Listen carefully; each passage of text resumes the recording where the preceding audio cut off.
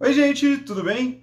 Hoje eu vim falar de Duna, mas eu não vou fazer uma crítica, né? Então fica tranquilo que esse vídeo não vai ter spoiler. Na verdade eu quero falar de um aspecto de Duna que eu vi pouca gente comentando. E também não é essencialmente sobre o filme. Eu queria falar do Timothée Chalamet, o protagonista do filme, que vive o Paul Atreides. Ele, durante a divulgação do filme, nessas entrevistas que constantemente as estrelas fazem, andou soltando umas coisas e eu acho que ele tá meio equivocado das ideias. E eu vou explicar aqui. Em uma entrevista à revista Time, o Timothy, ou como eu gosto de chamar ele, nosso amigo Timóteo, disse que ele não se vê como uma grande estrela do cinema, mesmo, sei lá, que ele esteja em todos os grandes filmes atualmente e já escalado para viver o Willy Wonka. Ele revelou um conselho que ele recebeu para que a carreira dele fosse um sucesso. Segundo o Timothée Chalamet, a carreira dele é um sucesso porque ele não usa drogas pesadas e porque ele nunca fez filmes de super-herói. Esse conselho teria vindo de um amigo, que o Timothy não quis dizer quem era, mas ele foi muito específico em dizer que esse amigo frisou: nunca faça filme de super-heróis. Sobre as drogas pesadas, eu de fato não sei se o Timothée Chalamet se envolve com elas ou não e qual é a opinião dele sobre isso. Isso aí eu deixo para depois. Mas quanto a não fazer filmes de super-heróis, eu tenho cá minhas dúvidas. E eu vou tentar explicar o porquê disso. O que eu vou falar aqui pode até ser um pouco polêmico. E é o que eu penso depois de ter visto o filme do Denis Villeneuve. Duna é um filme de super-herói. Com essa revelação polêmica, eu vou deixar aqui minha apresentação. Meu nome é Luiz Prisco e esse é meu canal. E se você chegou aqui agora, por favor, deixa seu like, se inscreve no canal e ativa o sininho. Assim você sempre fica sabendo dos vídeos novos. E é claro, quero que você me responda aí nos comentários. Você concorda que Duna é um filme de super-herói?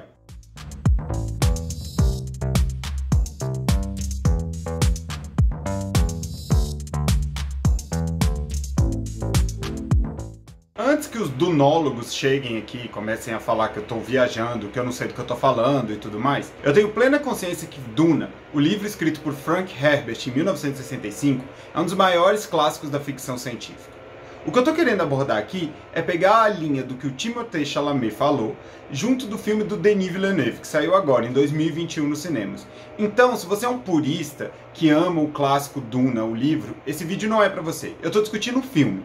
E como o Denis Villeneuve construiu o Paul Atreides, e como o Timothée Chalamet faz parte disso, e como isso tudo caminha para ser um grande filme de super-herói. A gente precisa entender também que a ficção científica, justamente por ela usar a tecnologia para falar sobre o futuro e extrapolar os limites da humanidade, ela está muito associada também ao gênero de super-heróis. A gente não precisa ir muito longe para isso. O que é o Wakanda, por exemplo? Se não um grande feito de ficção científica. Super-heróis e ficção científica caminham lado a lado há muito tempo. Então não é nenhum demérito falar que um clássico da ficção científica ele incorpora elementos de super-heróis, assim como falar que os super-heróis incorporam elementos da ficção científica. Parte 1.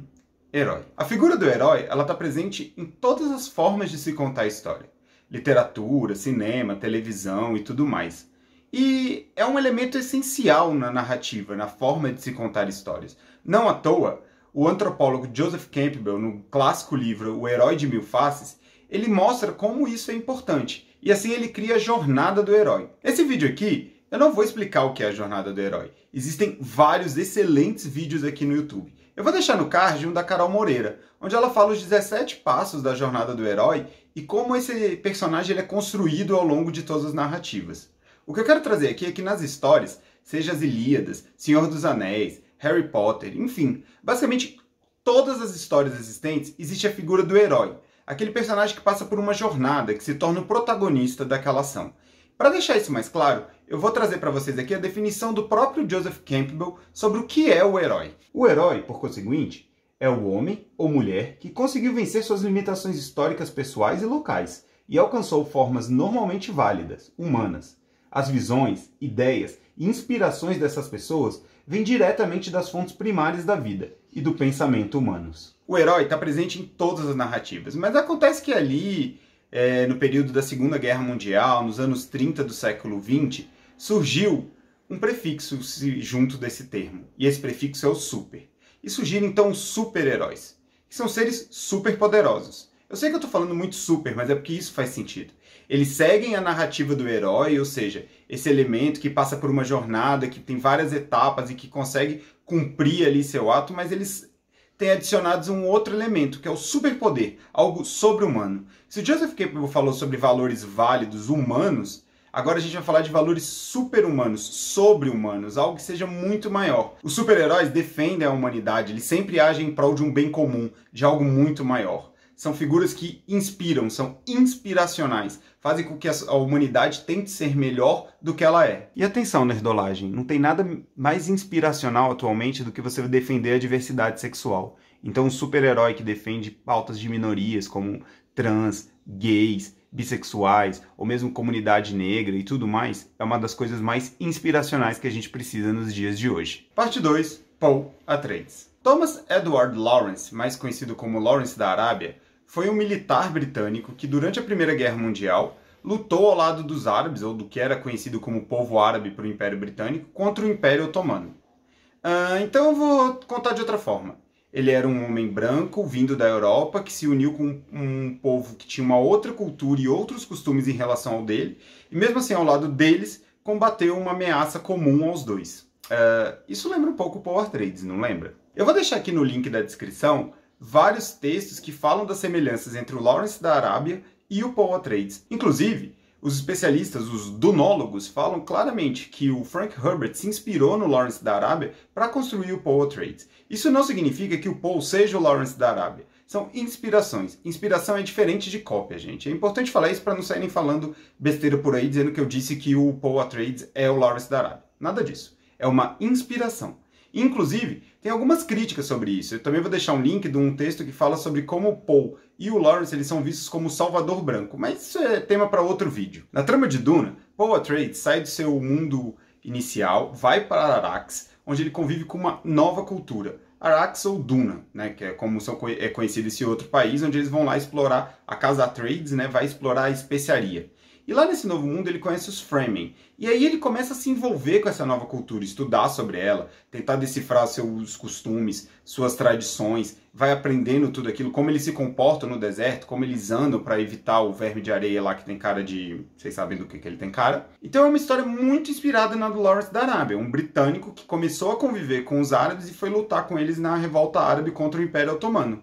Assim como o Paul Atreides, ele, em certo momento do filme, ele define que a sua jornada vai ser com os Fremen também. Pro bem ou pro mal, se ele vai continuar com eles, não vai continuar, são especulações que ainda não sabemos, mas ele define que vai seguir sua jornada ao lado dos Fremen, ou seja, ele sai da sua cultura e aceita conviver com uma outra cultura. Mas ao tomar essa decisão, Paul Atreides claramente ele se bota na jornada do herói, ou seja, ele vem de um outro mundo, ele se adapta a uma nova realidade, ele passa por um chamado da aventura, ele enfrenta essa aventura e aí ele começa a sua jornada. E acho que é aqui na jornada que a gente vai conseguir linkar todos esses movimentos. Parte 3, meu herói. Na mitologia de Duna, existe a figura das Bene Gesserit, que são uma espécie de irmandade, um clã. Eu sei que elas têm muito mais funções do que o que eu vou falar aqui, mas novamente, eu estou pegando um recorte. As Bene Gesserit, elas são conselheiras das grandes casas e tudo mais, mas elas também têm uma função de serem guerreiras muito fortes. Elas têm uma prática, um meio de luta. E esse meio é justamente um superpoder, que na verdade é um comando, uma voz, uma entonação de voz que elas usam que faz com que qualquer pessoa as obedeçam. Então, ao usar essa entonação, elas fazem com que qualquer pessoa faça o que elas precisam, o que as tornam muito poderosas. Esse poder, dá pra gente mal comparando, é como o Homem Púrpura em Jessica Jones. Então, ao acertar o tom de voz, ao falar dessa forma correta, as Bene Gesserit fazem com que o rival, né, o oponente, ou mesmo a pessoa que esteja com elas, cumpra obrigatoriamente aquele desejo. E esse desejo pode ser passar um copo d'água ou matar outra pessoa. Acontece que nessa mitologia de Duna, as Bene Gesserit são formadas por mulheres, por isso que eu sempre estou usando o artigo feminino para me referir a elas. Só que a mãe do Paul Atreides, ela decidiu que ele teria esse treinamento. Isso envolve uma outra linha de mitologia dentro do filme, que eu não vou entrar nela. Mas o importante é saber que o Paul Atreides ele é treinado nessa arte, nessa forma de combater. Então, a gente pode extrapolar um pouco essa ideia para falar que ele adquire o superpoder. Porque, afinal de contas, esse elemento de magia, mágico, esse elemento fora vamos dizer assim, do realismo, mesmo que a gente esteja falando de uma ficção científica que se passa num futuro muito distante, onde os impérios são galácticos, esse elemento de mitologia, de magia, ele traz a noção de superpoder para essa história que a gente está aqui contando. Vocês conseguem enxergar que a gente tem a formação de um ciclo? A gente tem um personagem que ele é deslocado de sua terra natal, ele se junta a um povo que no início ele é rejeitado por essas pessoas, mas por ter um superpoder e grandes habilidades de combate, ele é transformado numa espécie de messias, num ser que é colocado no meio daquele povo ao qual ele não pertence e tá ali para defender eles de um mal maior. Essa história lembra alguém, não lembra? Um personagem com poderes sobre-humanos que tá ali para defender o bem contra o mal. Parte 4, filme de herói. Mesmo que existam outras iniciativas, no senso comum, os filmes de herói eles viraram quase que um monopólio da Marvel e da DC. Com, vamos dizer assim, uma grande vantagem da Marvel. Afinal, o MCU virou quase que a definição do que é um filme de super-herói. Mas existem outras produções que não estão ligadas necessariamente a DC ou a Marvel. E até mesmo super-heróis que não estão nem um pouco conectados com o universo dos quadrinhos. Você pode ser um super sem nunca ter pisado num gibi. Esse disclaimer aqui, ele foi só para deixar esse universo mais pontuado. Acontece que essa noção do que a Marvel trouxe, principalmente, até mais que a DC, mas que a DC tem colocado nos últimos anos, mas essa construção que o MCU fez tem feito com que vários cineastas, dos mais variados nomes e dos mais variados pesos dentro da indústria, tenham uma certa antipatia com os filmes de herói. Entre eles, acho que o mais conhecido é o Martin Scorsese, que fala que esses filmes não são cinema e tudo mais. Enfim, o próprio Denis Villeneuve, que dirige Duna, ele renega esses filmes. Ele fala que eles são uma espécie de copy-cola de outras produções que são lá colocados com outros personagens. Vou tentar explicar mais ou menos o que eu entendi dessa fala do Denis Villeneuve. Ele coloca o seguinte: você tem filmes, gêneros cinematográficos que existem, drama, ação, terror, etc. E eles copiam essas fórmulas e colocam personagens que são os heróis. Então eles vão lá e colocam a Feiticeira Escarlate no meio de um filme que já foi feito. Eu não vou gastar 2 centavos nessa discussão, eu discordo frontalmente do Denis Villeneuve. O próprio Denis Villeneuve dirigiu um filme de super-herói. Quer ele goste ou não, Duna é um filme de super-herói e tem todos os elementos que se encaixam aí. Eu trouxe aqui os elementos narrativos, mas acho que a gente pode inclusive colocar os elementos de produção. Duna é um filme gigantesco, com um orçamento baseado na casa de 165 milhões de dólares. E as primeiras bilheterias mundiais mostram que o filme já se pagou, e certamente vai ter uma bilheteria gigantesca, assim como os filmes de herói, assim como os filmes da Marvel, né? Acontece que os estúdios, seja Disney, Warner, Universal, Sony, enfim, não importa, eles estão muito de olho nos filmes de super-herói, porque eles viraram meio que a síntese da cultura pop atual, e geram bilheterias bilionárias. Eu não estou exagerando, são bilionárias mesmo. Pré-pandemia, filmes da Marvel estavam gerando bilheterias de 1 bilhão, como filmes da DC também. Nesse aspecto, Duna se encaixa perfeitamente. Afinal de contas, a gente sabe que a Warner tá doida atrás de uma franquia. Ela já teve Senhor dos Anéis, que se encerrou, Hobbit, que foi um derivado de Senhor dos Anéis, Harry Potter, todas as grandes franquias que movimentam milhões de investimentos para produzir filme e geram receitas na casa do bilhão. Então, meu amigo, Duna, sinto informar, é um filme de super-herói com pedigree. O que eu tô tentando mostrar aqui com esse vídeo é que Duna tem uma narrativa de filme de super-herói e também uma produção de filme de super-herói. E que, na verdade, não existe essa coisa de filme de super-herói. Os gêneros de filme são drama, terror, comédia, ação e, enfim, outros subgêneros que são gerados aí. Filmes de super-heróis são filmes que usam personagens superpoderosos para contar uma história. E Duna faz isso. E isso não é um demérito. Um filme ele não é bom ou ruim porque ele conta a história de um super-herói ou porque ele conta a história de um viajante grego que passa anos fora de casa e volta e encontra toda a sua família destruída. Filmes são bons porque eles contam boas histórias ou histórias ruins. E na minha opinião, Duna conta uma boa história. Se você chegou aqui até o final, me ajuda nessa polêmica. Responde aí nos comentários. Você concorda com o que eu tô falando? Você concorda que Duna é um filme de super-herói? Deixa aí e vamos bater esse papo. Um abraço e até o próximo vídeo.